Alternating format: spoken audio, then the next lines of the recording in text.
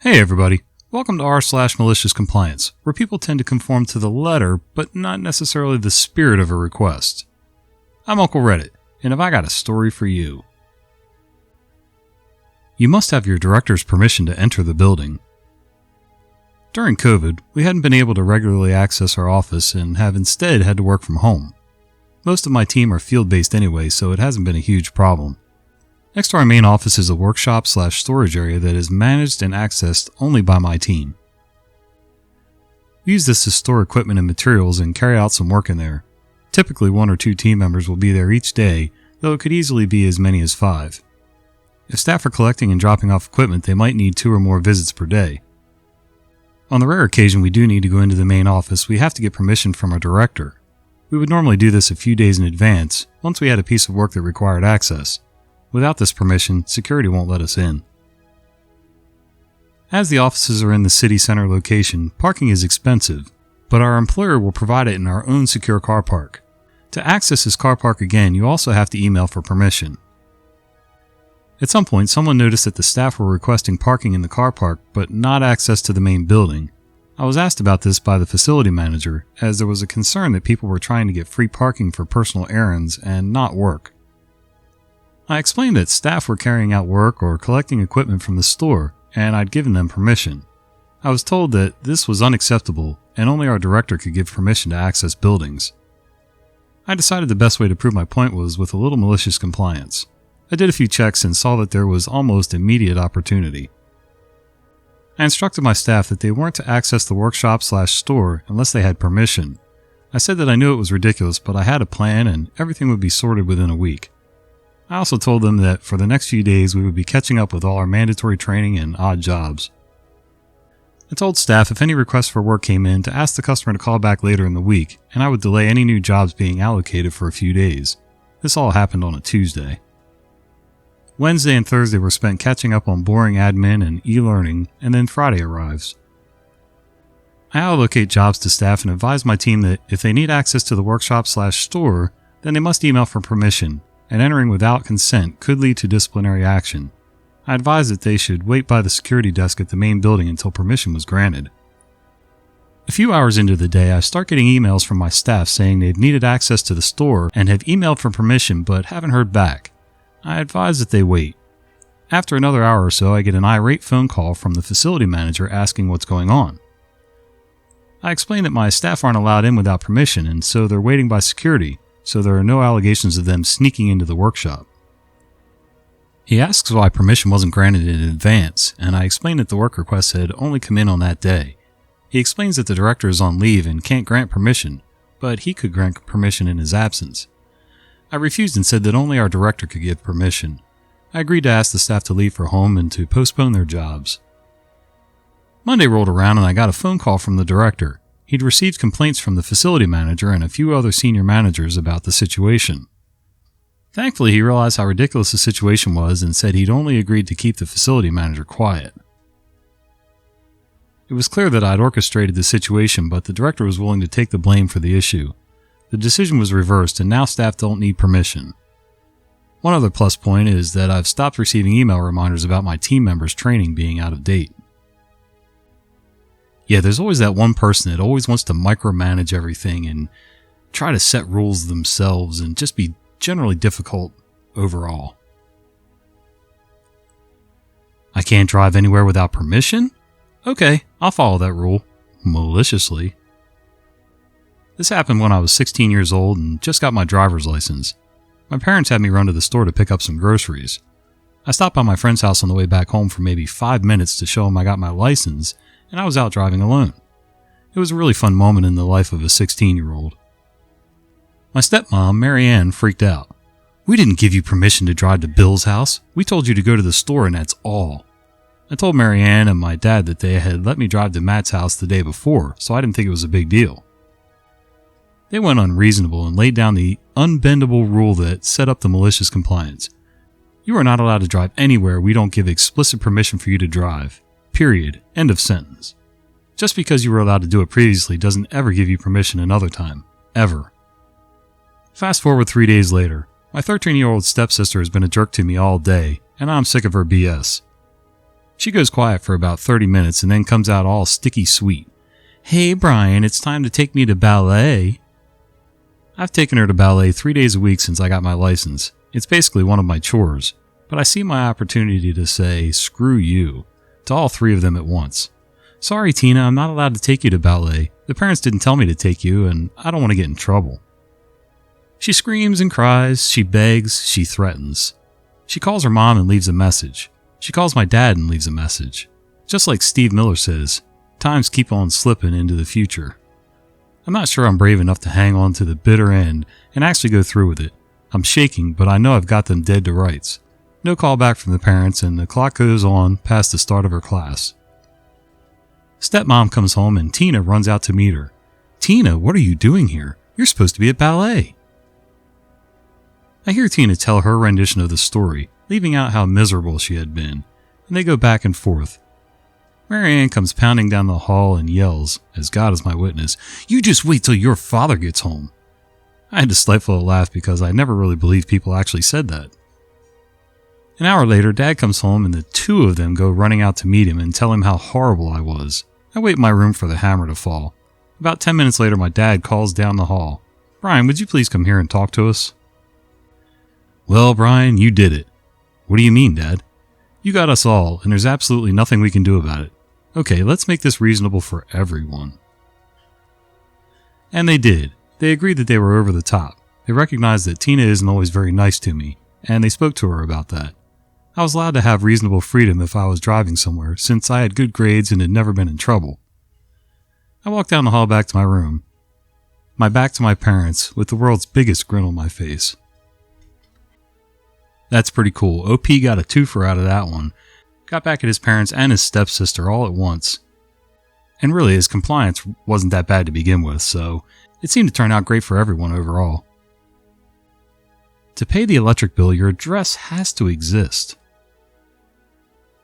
7 months into my apartment lease, I received a letter from the gas company stating that I needed to set up an account and start paying, else my service would be interrupted. I was very confused. My roommates and I, 5 people in total, all signed the lease believing all utilities were included.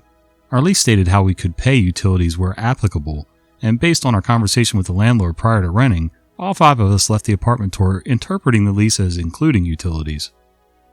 I truly don't know whose error that was, but the fact that all 5 of us believed the same thing makes me think someone on the building side was mistaken. The unit was managed by one firm, owned by another, and I never knew who worked for the landlord or who worked for the management firm. I sent an email to the landlord asking about this gas notice, and she tells me that utilities were never included and that I must set up gas and also electric accounts.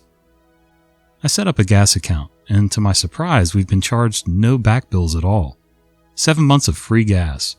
One of my roommates goes to do the same with the electric, but to our surprise, our apartment unit number is not listed on the website. Our building has 6 units, 101, 102, 201, 202, and so on. But for the 3rd floor, only one drop-down option exists, 3. There is no Unit 3. We call the electric company, who tells us that it's ultimately not our problem. If the landlord didn't include our unit number in their paperwork to receive building service, we aren't responsible for her mistake. The phone rep from the electric company, perhaps in a risky act of broke college student solidarity, advises us not to contact our landlord since we're not legally required to inform her of her mistake in setting up electric service. She's probably paying both electric bills for 301 and 302, thinking it's the hall lights and laundry machines. Not our fault, we just did what we were told.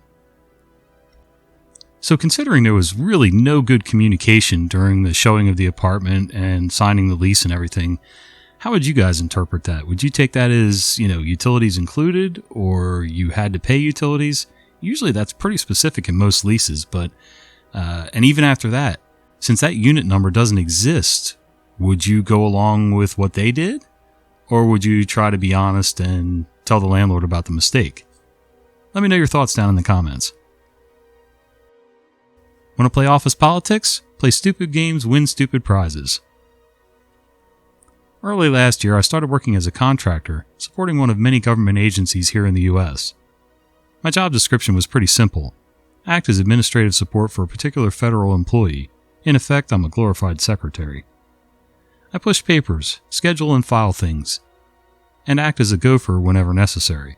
The job wasn't particularly difficult, but it really helped that the Fed and I got along like a house on fire.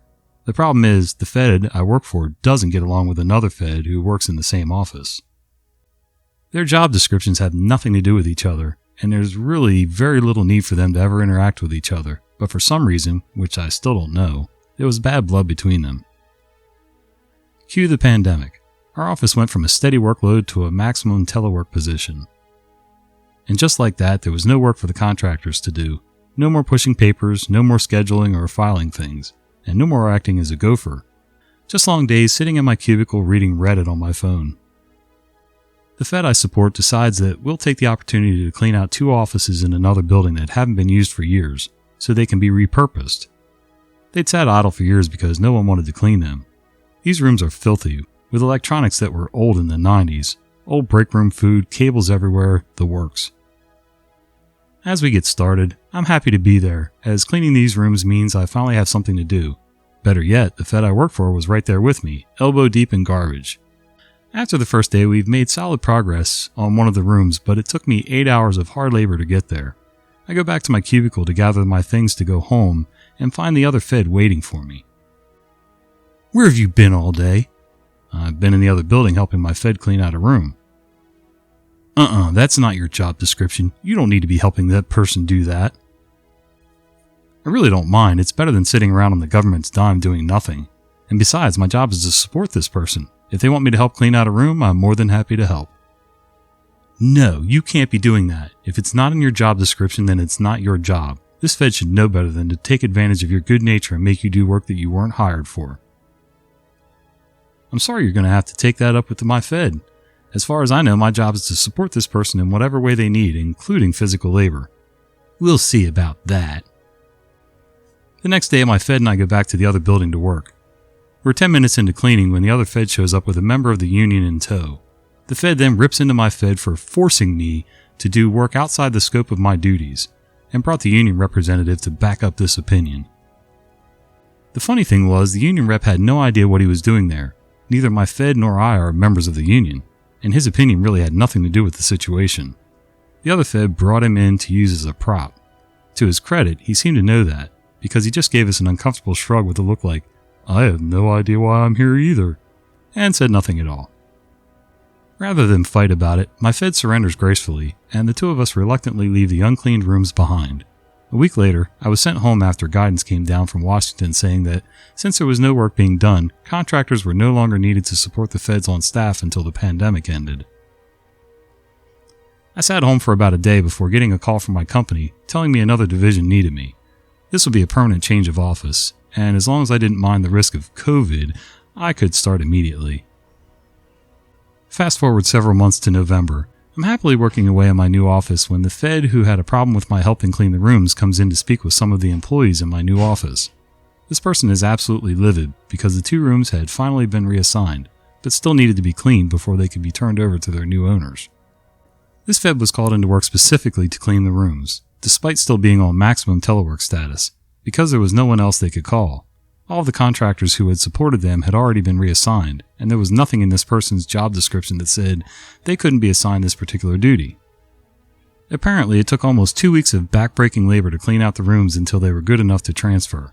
The best part was, this person seems to have completely forgotten what part I had to play in this little drama, because when they came to my office to complain about the injustice of it all to anyone who would listen, they stood right in front of my desk to do so. I got to hear every word of the story right from the horse's mouth. Good, serves that old busybody right for getting involved in something she'd had no business being involved in.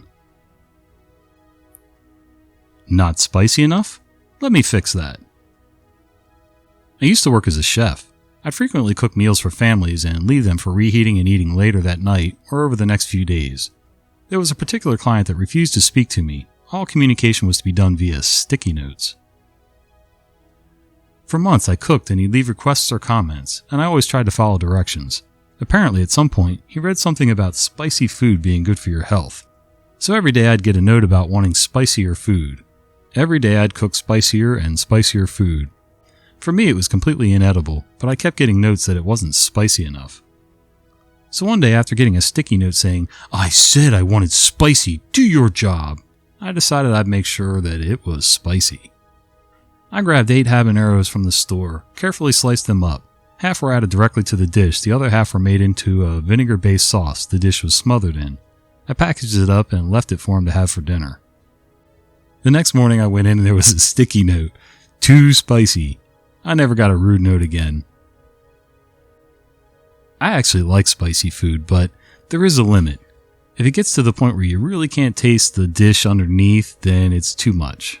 But a little heat never hurt anybody. Just following the law. So while working in a hobby store, I had a customer come in and complain to me about the prices of 2 identical packs of minis. There was a $1.50 price difference between them. I knew he wanted both of them and was being cheap. He would constantly spout off about how the law states that in retail, identical items must have the same price. I told him the 1 pack was older and came in when the product was cheaper, and he should take advantage of the savings. If he had been nice about it, I gladly would have sold him both of them for the lower price. Instead, he started making a bigger and bigger deal of it, and started telling me that what I was doing was illegal and that I should do my job. I told him if it bothered him that much, I'll fix it. So I walked over to the shelf and increased the price of the lower one. Yeah, man, a little humility goes a long way. If you're nice to the store employees, they'll usually be nice and work with you. They really don't want to be mean, but the ones that are, in a lot of cases, they're just a product of their environment. Entitled customers can really make somebody bitter. Hey guys, thanks for hanging out with me today. If you've enjoyed this content, would you do me a favor? Would you consider giving this video a like? Subscribe to the channel, and maybe click that little bell icon so you don't miss the fat guy with the beard telling you stories. See ya!